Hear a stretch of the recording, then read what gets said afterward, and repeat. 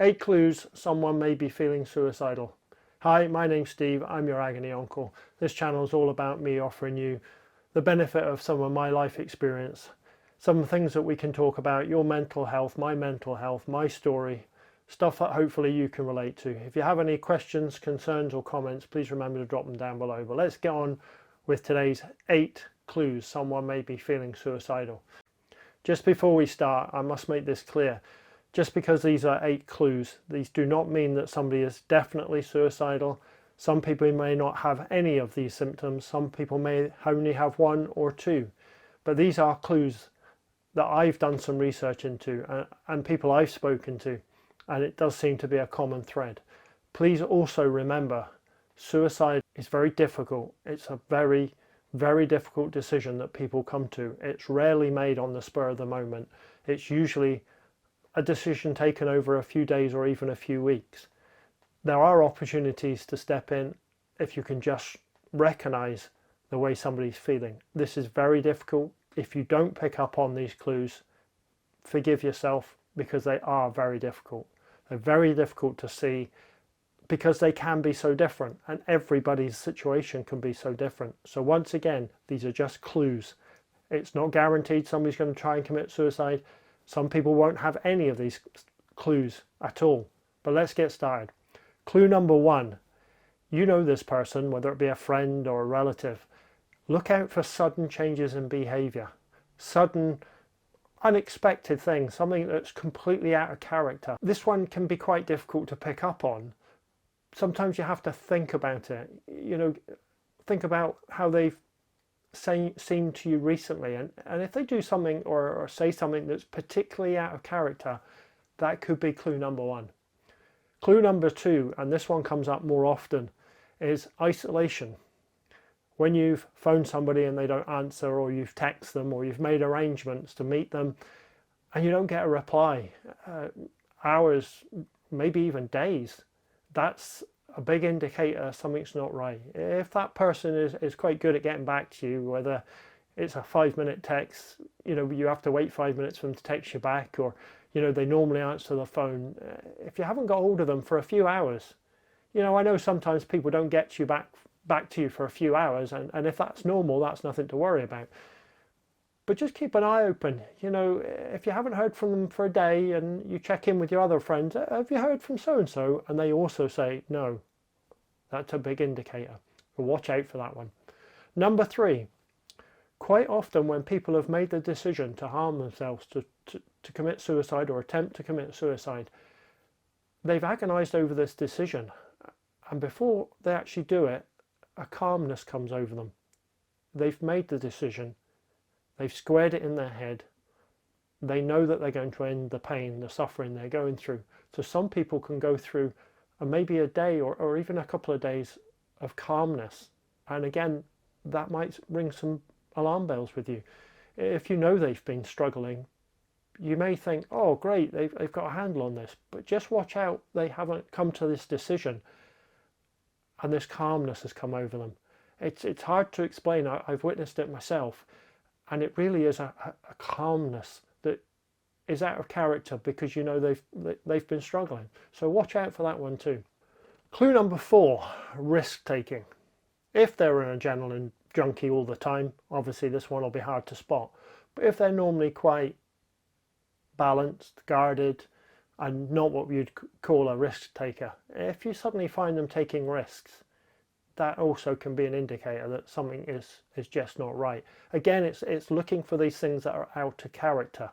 So just watch out for that one. Risk taking, whether it be speeding, or you feel like they're running across a main road, or maybe getting themselves into drugs, doing some silly things. Number 5, talking about suicide. Some people who plan to take their own lives, they try to balance it with their friends. They try to get an idea of what you're going to think about them and think about what they've done after the event. So they try and get your opinion, but they won't come out and say, I'm going to commit suicide, what do you think? They'll say, oh, did you hear about so-and-so? Or what do you think about people? They go around about the houses, but they slip suicide into the conversation because they really want to know how you're going to judge them for for what they're about to do. That again is a good indicator that something's not quite right. It also indicates that the word suicide is in their brain. It's possibly not normal to talk about suicide, so when somebody starts talking about it, it just could be an indicator, a clue that they're thinking about it. Number 6, obviously at this time of year, it's around about Christmas, it's not so easy to spot this one, but people give away their personal items, things that are treasured to them. They feel they don't need them anymore, whether it be sentimental or whether it be monetary value, things that you know are special to them, they give them away. You might be sort of taken aback a bit and you might think, oh, that's a lovely gesture, but just watch out they're not, how we say, clearing their life out before the event. They're giving away, making sure the people that are important to them have got something to remember them by. So just watch out for that one, giving away personal possessions. Number 7, sleeping too much or too little. We'll assume that your friend or relative has been suffering from mental health issues, depression, whether you knew about it or not. If they turn night into day and that again is unusual for them, or if you find that they're online into the small hours, the early hours of the morning, and that's unusual, just watch out that they're either sleeping too much or they're not sleeping enough. Some people struggle to sleep 2 or 3 hours when they've got all this going on in their brain, and other people, because they're trying to process it, they're absolutely exhausted. I know from personal experience, when your depression's at its worst, it can be absolutely exhausting and is a real temptation to stay in bed. So if you notice your friend or relative is not one for lying in the mornings, it's not one for spending half a day in bed, it could just be a clue. But also, if your friend doesn't want to go to bed, it can be a place where all your demons come out and you get too much time to think about things. So some people don't want to go to bed. They don't want that struggle to get to sleep, and you'll find that they avoid bed and they just don't sleep when they get there. So that could be another clue. And finally, number 8, not doing things that they normally enjoy. They're a friend of yours for a reason, or a relative that you know very well. So if you say to them, oh, did you see the latest episode of that TV series that we both like? And they say no. Did you watch the football this weekend? And they say no. And you find that, oh, that's a bit strange.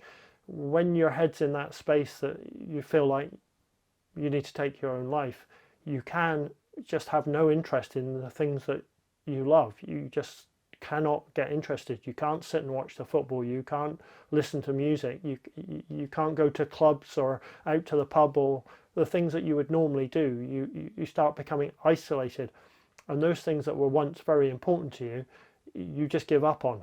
So if a friend hasn't seen that latest TV series, hasn't been gaming, hasn't read the paper even, or whatever it is they normally do, and you know they enjoy doing, if you suddenly find that they stop doing it, that could be a clue.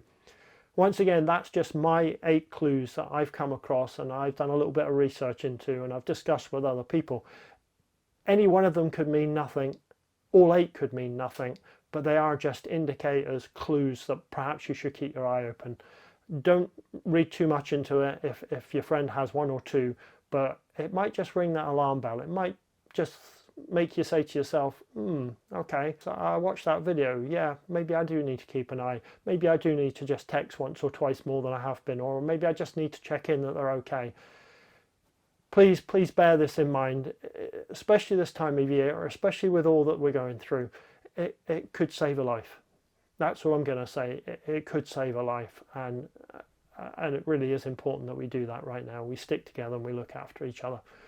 Please remember, as I always say, if you don't take some time to look after yourself, you can't look after anybody else, and that is so important right now. Look after your mental health, look after your physical health, and also look after the people around you. Thanks for watching. Please remember to give me a thumbs up, a like, a subscribe.